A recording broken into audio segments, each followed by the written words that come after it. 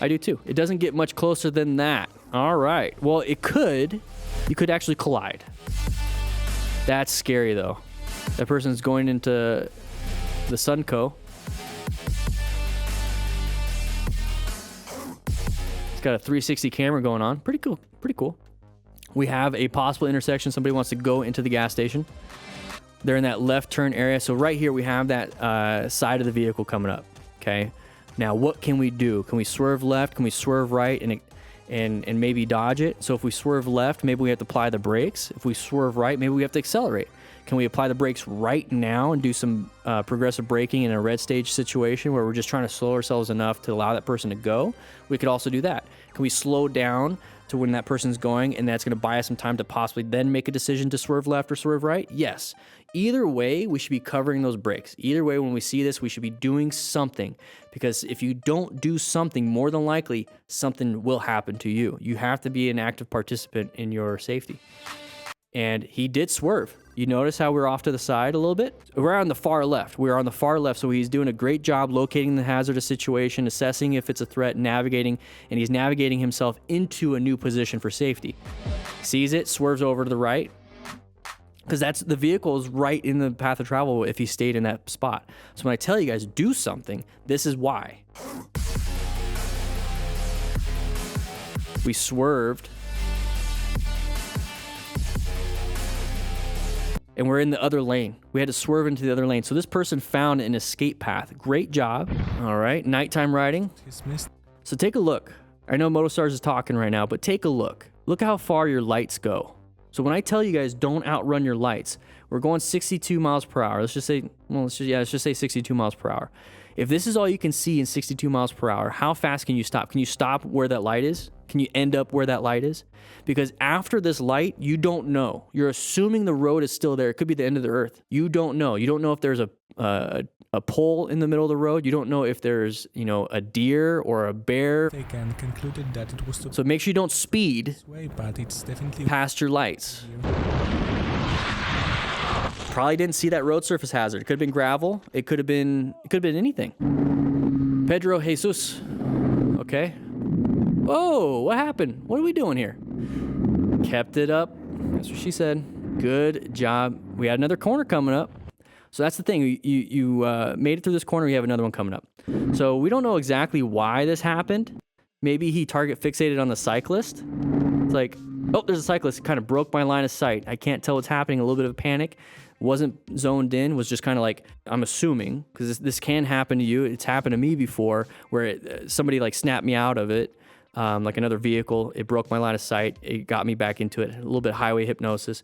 Or maybe we went a little too fast, hit a little bit of gravel, and he got shot out to the other side. Now, the great thing about this is he slowed it down enough, probably rolled off the throttle, maybe a little bit of front brake, just a little bit, was able to miss the guardrail and get back on. So once you do this, okay, you're not set up for the next turn, so don't speed up.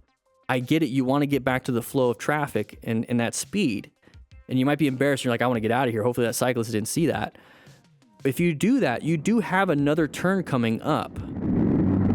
Okay, so this turn that he's going through right now, you have that turn. Imagine it accelerating super hard and going wide on this one because you weren't set up.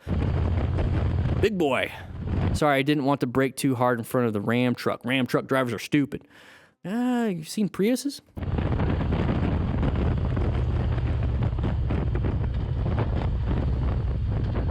Okay, line of sight. You see that?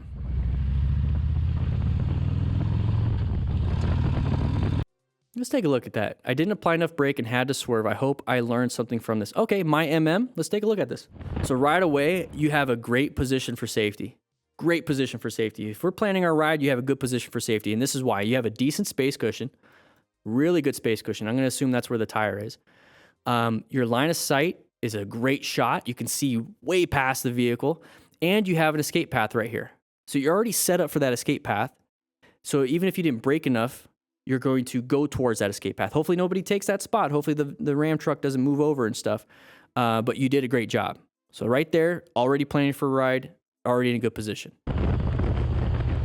Okay, you're starting to lose your you're starting to lose your space cushion, but you recognize that. You're going to switch over, right? Okay, good job with the braking. And here's the thing. You put, I didn't apply enough brake and had to swerve. I hope I learned. No, you applied really good progressive brake pressure. You handled it really well. And braking isn't going to be always the thing that solves it. Even swerving, you might swerve, but you still have to brake because you're going to swerve off to the side of the road and crash. So you might have to swerve then brake. You might just have to swerve. You might just have to brake. You might have to brake then swerve and then back to braking. It's not you did one thing and you had to do another and you failed. You got yourself out of this situation. You did a great job. You did a great job. You prepared yourself for this. You're definitely a smart rider, buddy. You seeked and recognized this hazardous situation. Good job with your fundamental skills. And it looks like you got gear on, dude. I mean, you're doing great. So right here, yeah, you're going to apply the brakes. So you already have your hand covering the brakes. Dude, you're doing great. So you're applying the brakes now. It's like it wasn't going to be enough, and you switched over and gave it a little bit of throttle to get yourself out of there. And the reason why that vehicle stopped is because of this.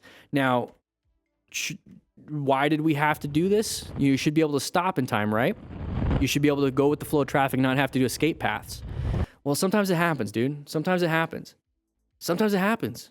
I'm sure out of, you've probably ridden, I don't know, let's say 40,000 miles. Maybe this happened like 3 times, but every other time you're able to, stay and maintain a space cushion, and then this happens. That's what's going to happen, though. It's going to happen randomly. And I keep saying happen, but it's going to happen. So we did a great job. Braking, swerving, got yourself out of it. It was a close call. It wasn't a crash. That's a win. Quick shout out to our sponsor, CARDO Bluetooth Systems. We use the PackTalk Edge here at the DDTF crew, but I've used the PackTalk Slim. I've used the PackTalk Bold. All of them are great systems. Check them out. Links in the description for a discount. We're supporting our sponsors because they support us and they support this training that we're trying to be doing. So let's go ahead and jump into the next video and figure things out. Like I said, proper training and gear. Proper gear. To be a smart rider, you want to acquire and use personal protective equipment. So let's see how this goes. The Grim Reaper. And all right. Now checking out the video with you, friends, you can see he did not have the proper foot control. Oh, there goes your skin. There goes your skin. When he did this wheelie, his foot slips. I love the production value. Great job. Love it. And as his foot slips, he grabs on for dear life. And the Grim Reaper looks at him. Once it hits the throttle. Oh. So there's the immediate impact to the buttocks. Take a look at his shorts afterwards. Beeps and says you're going down to see the Grim Reaper. His shorts were black, right? Grim Reaper. So now we're getting road rash all over the body. Dump, dumpity dump goes the squig. Shoulders, backs, legs, arms. There's another impact. Are not gripped properly on those foot pegs. And your Cheese grater on the ground. When we see something like this, remember there's multiple levels of road rash, just like burns, thermal burns and road rash. You have level 1, 2, 3, and possibly 4. 4 is when you're really getting it down and shaving off some bone. So level 1 road rash, you're gonna have some venous bleeding, some capillary bleeding. So kind of like getting a raspberry when you slide into home base and you scraped up your leg. Level 2, you started missing flesh. You're starting to rip off that top layer. You got subcutaneous fat kind of getting in there and kind of ripping that off. Level 3, probably have some muscle tissue getting ripped off too. And now we're starting to really have issues when it comes to bleeding control and bleeding loss. This is why we need to rescue our buddies. We need to remain calm. This rider did. He got off to the side. He needs to ensure his own safety, but we have to stop major bleeds. We have the rescue pack there. We have 4x4s, 5x9s in there. 5x9s are basically like women's pads. They're very absorbent. But we also have a tourniquet in there. So if he does have, a laceration that he's bleeding out, put that tourniquet on, apply some pressure, pack the wound if you have to.